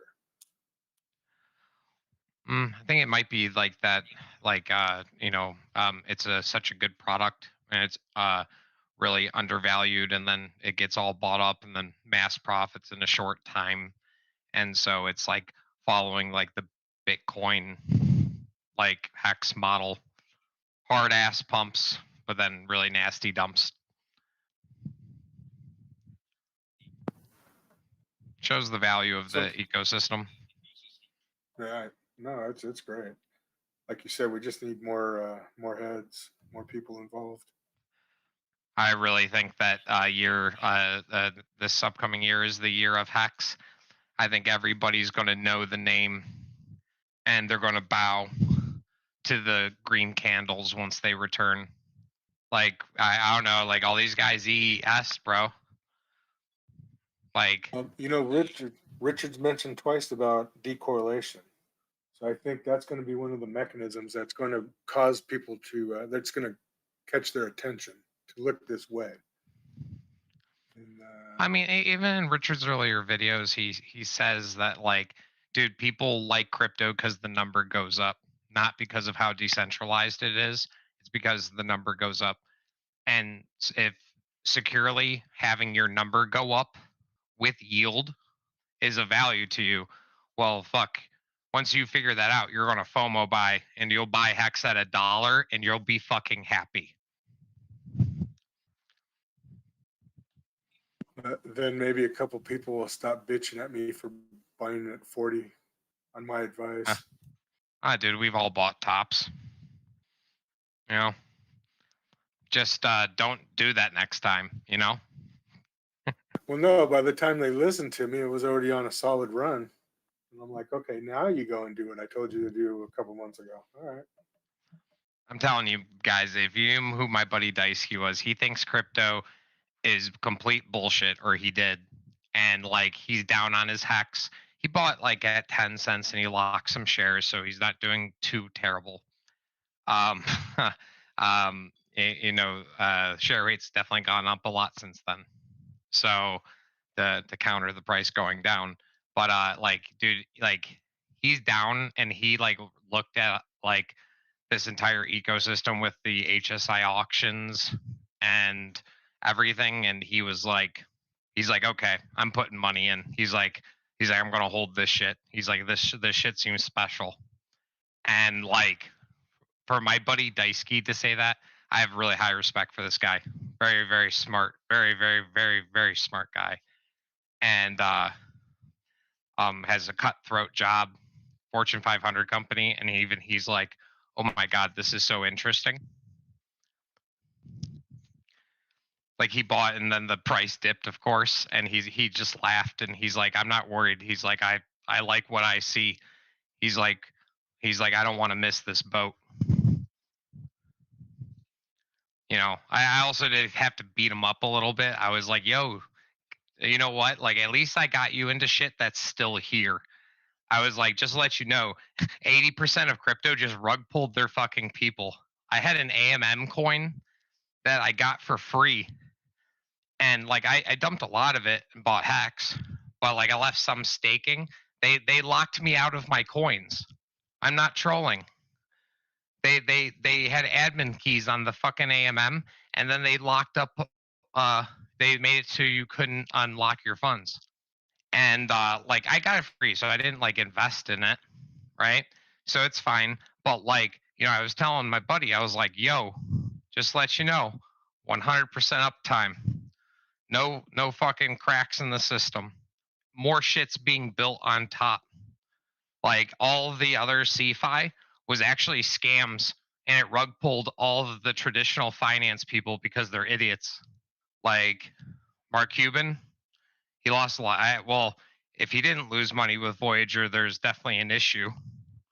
But you know, who was it? The Mr. Wonderful guy, completely fucking wrecked. Who's still standing? Us.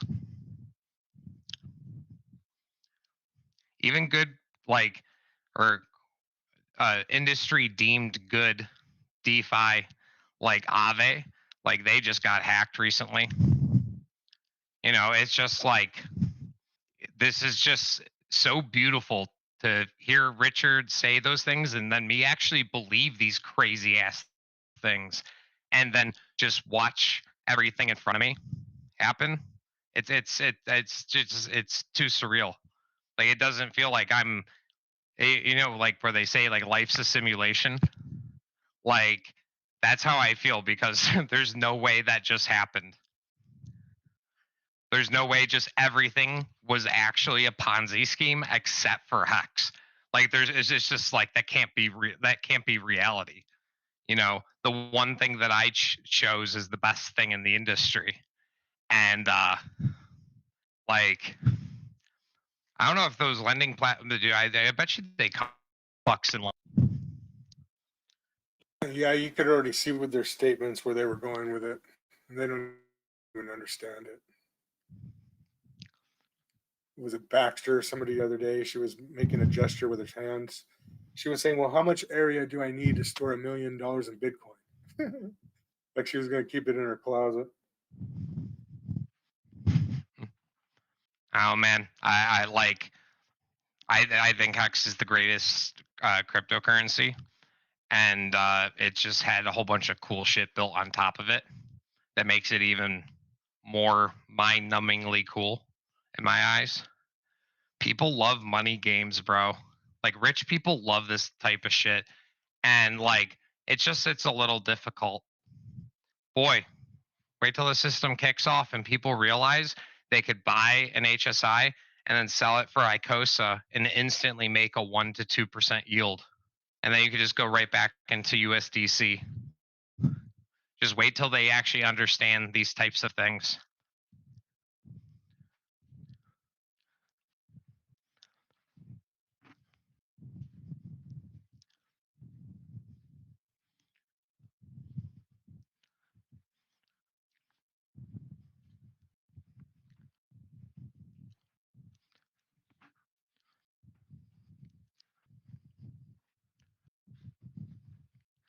Who would have thought the guy with the top hat would have led us here to this greatness? Like, I remember when I first started watching Richard and stuff, I was just like just getting into crypto, and I was like, dude, I like this guy with the fucking top hat, man. I was like, I don't know what is about him. I was like, this guy's fucking cool. And I always get so excited for his streams. And now we're here. Dude, we're about to like fucking literally kick over like Bitcoin off its fucking throne. We're about to fucking like kick that bitch down the the fucking like big well like in 300 and scream, "This is Sparta." Like, oh, it's so beautiful. All the big dumpers are done in Hex, dude. Like, or most of them. There's always sellers, right? But like the big dumps have pretty much gone. There's like 10% less shares. Like, a lot of them were EES'd. A lot of big payday ones gone. It's just like, that's so fucking bullish. I think there was only like 5 million or 50 million Hex in like the AMM or in Uniswap or something. Like, that's fucking dope. That is very bullish. That's the nice thing about like Hex, dude. It's like you know, everything is on chain, and there are people in the, you know, stake rate is going longer. You know, a lot of that is because of Icosa and everything, but like, dude, those shares are just going to. I see a point where people just start breaking the shares to try to compound and do a bigger pays better bonus, and people don't even really sell the Hex. I really see that future being it, because you want to maintain your share rate, and it's like you want to keep your monthly income from your Hedron high. So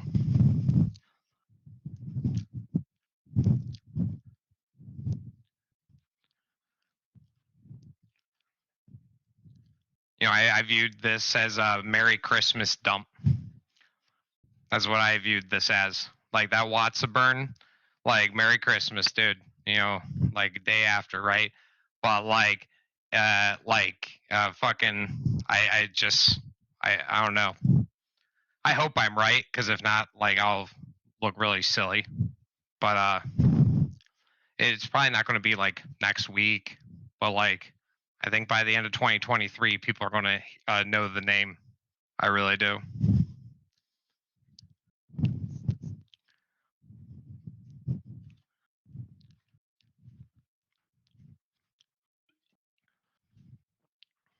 I mean, we have such good people here in this community.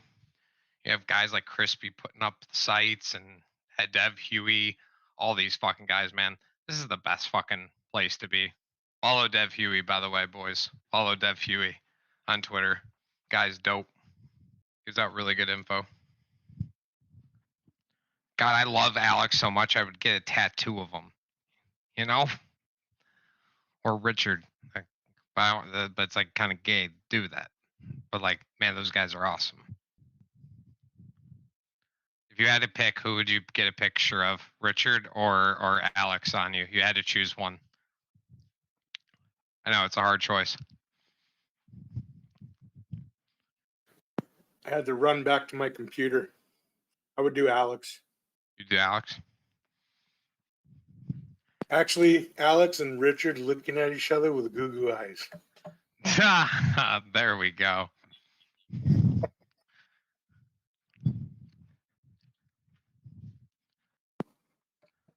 I think it's the best ecosystem out there in crypto. Dude, how can you compare? How can you even fucking compare? Like, we literally, I don't care what, if you hate Richard right now because Pulse Chain isn't out, or fucking like because he flexes his Rolexes, like best founder, like most generous, like tries saving people's lives, and he gets called a scammer for it. Like, dude, just like everything that's built here, oh my god, it's just so fucking amazing. The new data center that Alex is making, come on, man.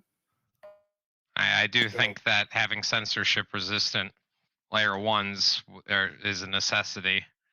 I don't, I would, that's like insane to me that like we're even here. Like, I thought Ethereum was one of the good guys.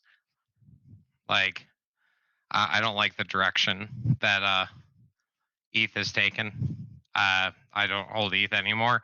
It'll probably still do good, but it's a moral thing at this point.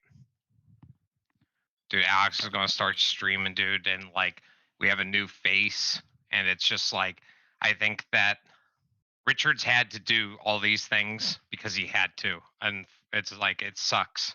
I've been here watching it. And like to have Alex come in as the humble neckbeard guy, I guess, like computer guy, and just like, it kind of attracts some different people. And then like Alex can easily say like, hey guys, you understand Richard was just doing that to get your attention, right? You may not like him, but you know about him. And that's what he was trying to do. He was trying to get you to not put money into BlockFi, man. Like, he saved me too. You should give him another chance. And like, I could see like Alex turning a lot of previous Richard haters into Richard lovers. I see that he's doing what he has to do. I have no problems with him. Definitely not the Richard that we used to listen to, though. That kind of sucks. But he's doing what he has to do for the better good. Right? Like, dude, he has to. Dude, like, I come back, in the crypto, and I see like the Peter McCormick interview and shit. I was like, oh my God, Richard, what the fuck happened? And it was just like, dude, he was trying to be a civilized, decent person while dealing with scumbags, like literal scumbags, like the worst of the worst. And it is just like, that's how you have to break through their, like, you ever like hear like people's opinions on debates, and like they don't understand actually debating the topic and everything. Well, like that's very common. And like, people think just because you call somebody else a scammer louder, you win, even though that's not how it's done. But that's how people react. It's kind of like people see a 10,000% return, and like they have to throw every single dollar they have at that top.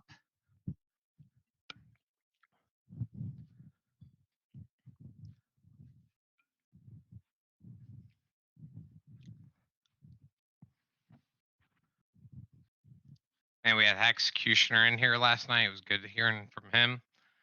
He was sick as well. I got fucking gnarly sick, dude. Yeah, I got sick in July, and man, just barely starting to feel normal again. Kismet told me half a lemon in a hot cup of tea.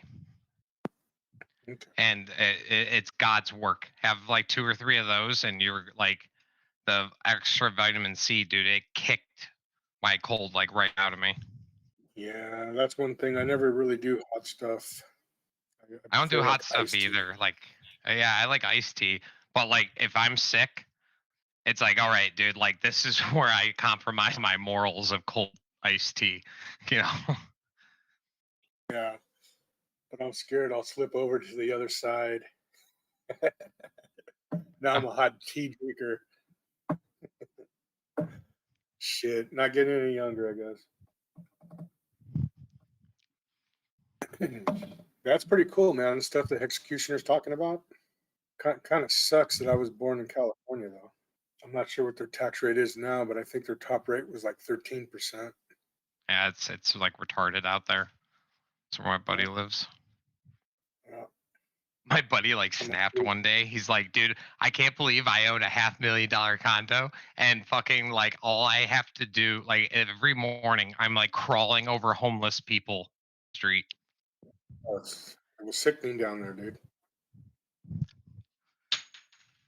I was down there like 6 months ago, and it was just maybe 7 months ago, and it was not what I remember. I think they put billboards and have people go down there, the homeless. Why be in the snow? Go to California. I can't believe that shit's fucking real, bro. I can't believe people are complacent about it. Like, dude, everybody's been like zomboed, man.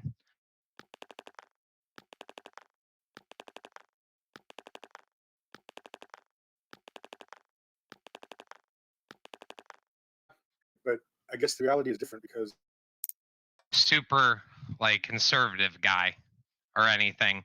I'm just like more like, oh my God, one is doing such harm to everything everywhere, and one is doing a little bit less harm with a little bit less like bullshit. Like, dude, like the left they have just gone insane. They have lost their fucking minds, and it's just like, what happened to good American values and stuff? Like, like It's you been talk to people, systematically they're like, removed. It's an attack, dude. It's an attack that's over the course of decades. Just like other countries like to do stuff over 50 years, over 100 years. You just systematically take church out, you take all these values out, you start showing them different things on television. Television, the word means that they're like sending messages to you. They're teleporting vision through vision what they want you to do and hear and say.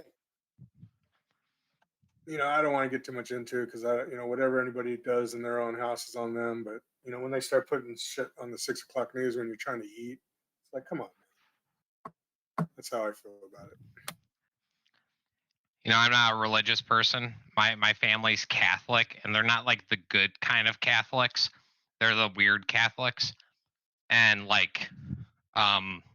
but like religion for most of people though, I think it's probably not the worst thing in the world. No, no. I believe it's kept people in line from those things, and I don't want to talk bad about it. I don't want to and talk hey, about. man, if you believe in evil, there's got to be the opposite, right? So I think that the world definitely works in mysterious ways. that's a fact. There's shit we don't even know, man. I mean, obviously, like I know it's on TV, so you got to take it with a grain of salt. But I think like what was that Skywalker Ranch in Utah? I think there's some places around that's pretty crazy. I don't know. These cow mutilations, which who knows what it is, but there's something to it when they're using instrumentation that won't allow the tissue to bleed because it kind of separates it at the atom level or cauterizes it as they're making the incision. Pretty crazy stuff. I don't know, man. There is some weird shit out there. I don't even know what's real and what's fake anymore. Especially this era now that we're going into with digital fakes. Oh yeah. I mean, you used to be able to count on your eyes to a certain extent, but now, I mean, you're not going to. I mean, Jesus. Most of the time, I can still tell that it's not like a real person because it's not perfected yet. But God, there are some times Yes. where I'm fooled. Like I'm definitely fooled at first, and Like it that just Guinness shows the commercial or something. Yeah, have you seen um that beer commercial where the chick slides the beer down the counter and he picks it up and then he turns around and talks to the crowd? Like in the middle of that, you can tell that it isn't quite so smooth. You're like, oh shit, that's AI. But it's getting there. it is getting weird. I think the one thing that brings normality is like crypto. Like I don't know, like that seems like computer programs that basically do banking services. It just makes sense, you know. But yeah, all this AI shit. Are we going into an iRobot kind of thing? Am I going to be like the grumpy boomer who doesn't want a robot inside my house because I think it's going to kill me? Hey, like 10 years ago, my uncle gave me a, fuck, I don't even know what it was, Siri or some shit in a box. And I was like, sorry, dude, I don't put these in my house. Oh no. All right, I need to head out. I need to get some food and I need to hang out with my dog. Fucking good talking to you, brother. Good one, man. Be safe out there. Will do. Everybody else have a good one. Patrice, always a pleasure. Big ups. Peace.